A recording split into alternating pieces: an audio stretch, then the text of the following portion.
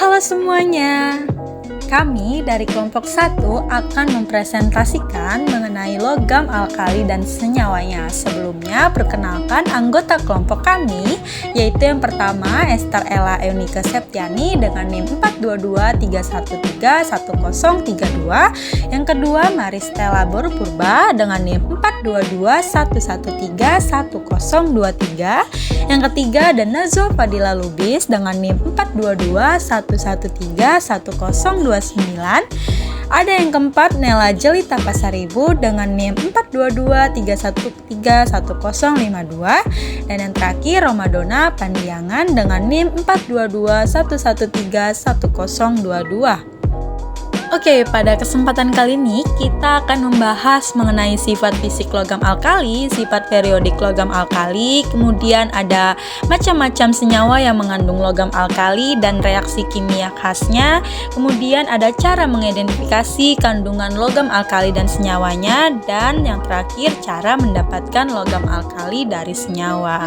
Oke, yang pertama kita akan membahas mengenai sifat fisika logam alkali, di mana secara umum logam alkali ditemukan dalam bentuk padat kecuali cesium yang berbentuk cair. Titik lelet, titik didih, dan kekerasan logam alkali ini tergolong relatif rendah, di mana dari Li atau litium ke Fr, titik lelet, titik didih, dan daya hantar listrik dan panasnya semakin menurun, kecuali daya hantar listrik dan panas pada logam Na dan K justru bertambah. Hal ini berkaitan dengan ikatan logam pada logam alkali, di mana semakin banyak elektron yang terlibat pada pembentukan ikatan logam, kuat ikatan, semakin besar jari-jari atom, di mana semakin lemah ikatan. Pada atom Na dan K, elektron cenderung lebih mudah bergerak bebas. Oke, selanjutnya ada sifat periodik logam alkali, di mana logam alkali merupakan unsur logam yang sangat reaktif dibanding logam golongan lain. Hal ini disebabkan karena kulit terluarnya hanya terdapat satu elektron dan energi ionisasi yang lebih kecil dibanding unsur golongan lain. Nah, dalam satu golongan dari atas ke bawah, kereaktifan logam alkali ini makin bertambah seiringnya bertambahnya nomor atom, di mana atom-atom unsur alkali mempunyai jari-jari atom terbesar dibandingkan atom lain yang terletak dalam satu perioda. Besarnya jari atom tersebut akan menyebabkan rendahnya berat jenis unsur-unsur tersebut. Nah, sesuai dengan besarnya jari-jari atom, unsur alkali lebih mudah melepaskan elektron terluarnya untuk membentuk ion positif dibandingkan dengan atom unsur lain yang terletak dalam satu perioda dan dari Li ke Fr. Karena ukurannya semakin besar, maka makin mudah melepaskan elektron terluarnya sehingga besarnya potensial ionisasi dari Li ke Fr semakin menurun. Kemudian ada macam-macam senyawa yang mengandung logam alkali dan bagaimana reaksi kimia khasnya. Yang pertama ada reaksi logam alkali dengan halogen, di mana reaksi antara logam alkali dengan halogen ini berlangsung sangat cepat dan membentuk halida logam dengan reaksi 2M plus X2 menjadi 2MX. Yang kedua ada reaksi logam alkali dengan hidrogen dan nitrogen, di mana logam alkali bereaksi dengan gas hidrogen membentuk senyawa putih berbentuk kristal yang disebut hidrida dengan reaksi 2M plus H2 menghasilkan 2MH. Nah, tidak semua logam alkali bereaksi dengan nitrogen, hanya litium yang membentuk litium dengan reaksi 6Li plus N2 menjadi 2Li3N. Oke, selanjutnya ada juga reaksi antara logam alkali dengan oksigen, di mana berlangsung sangat cepat. Produk yang dihasilkan berbeda tergantung pada kondisi reaksi dan berapa banyak oksigen yang ada. Senyawa yang terbentuk diberi nama oksida, di mana bilangan oksidasi O sama dengan 2, kemudian peroksida, di mana bilangan oksidasi O sama dengan -1. Dan superoksida, di mana bilangan oksida O sama dengan -2, di mana oksida memiliki reaksi 4Li plus O2 menghasilkan 2Li2O.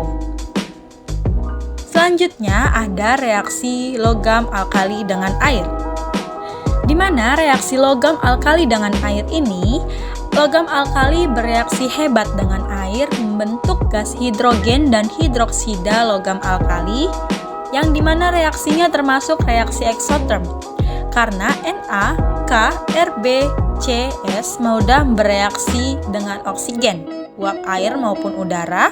Logam-logam tersebut penyimpanannya dimasukkan ke dalam pelarut organik seperti kerosin ataupun parafin. Dengan reaksi 2M plus 2H2O menghasilkan 2M plus ditambah 2OH- plus H2. Kemudian ada reaksi logam alkali dengan amonia. Logam alkali bereaksi dengan amonia membentuk gas H2 dan juga logam amida MnH2. Reaksi ini sama dengan reaksi logam alkali dengan air, di mana 2M plus 2NH menghasilkan 2M plus ditambah 2NH2. Oke, selanjutnya ada cara mengidentifikasi kandungan logam alkali dan senyawa, di mana terdapat pengujian pada pengujian kualitatif dan juga pengujian kuantitatif. Di mana pengujian kualitatif terdapat tes pembakaran, di mana logam alkali seperti natrium dan kalium dapat diuji dengan membakar sampel di nyala api.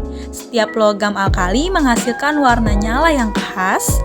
Natrium menghasilkan nyala kuning, kalium menghasilkan nyala ungu, dan litium menghasilkan nyala merah. Kemudian, pada pengujian kuantitatif terdapat dua, yaitu spektroskopi dan kromatografi. Di mana spektroskopi teknik seperti spektroskopi emisi atom atau spektroskopi serapan atom dapat digunakan untuk mengidentifikasi dan mengukur konsentrasi logam alkali dalam sampel. Kemudian, yang kedua, kromatografi ion. Metode ini dapat memisahkan dan menganalisis ion logam alkali dalam campuran kompleks. Selanjutnya, cara mendapatkan logam alkali dari senyawanya. Nah, sebagai sumber logam litium adalah spodumene, di mana spodumen dipanaskan pada suhu 100 derajat Celcius, kemudian ditambah H2SO4 pekat panas sehingga diperoleh Li2SO4. Campuran yang terbentuk dilarutkan ke dalam air. Nah, larutan Li2SO4 ini kemudian direaksikan dengan Na2CO3.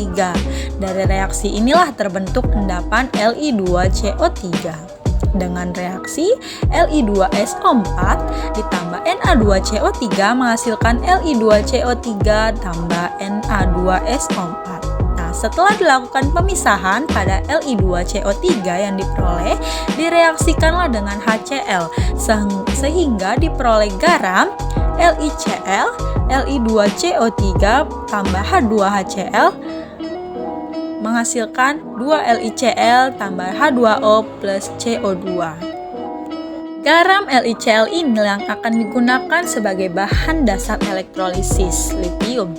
Namun karena titik lebur LiCl yang sangat tinggi sekitar 600 derajat Celcius, maka ditambahkan KCl dengan perbandingan volume 55% LiCl dan 45% KCl.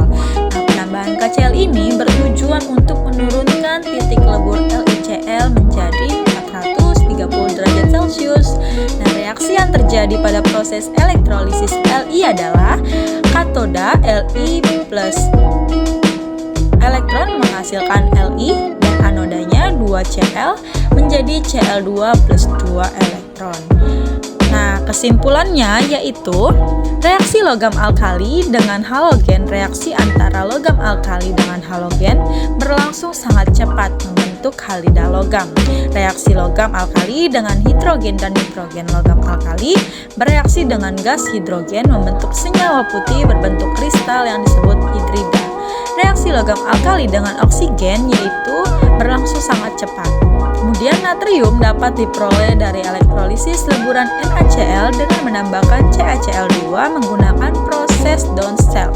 Penambahan CaCl2 bertujuan menurunkan titik lele NaCl dari 801 derajat menjadi 580 derajat. Proses ini dilakukan dalam sel silinder menggunakan anoda dari grafit dan katoda dari besi atau tembaga. Selama proses elektrolisis berlangsung, ion-ion Na+ bergerak menuju katoda. kemudian mengendap dan menempel pada katoda, sedangkan ion Cl membentuk gas Cl2 pada anoda. Sekian yang dapat kami presentasikan dari kelompok 1. Terima kasih.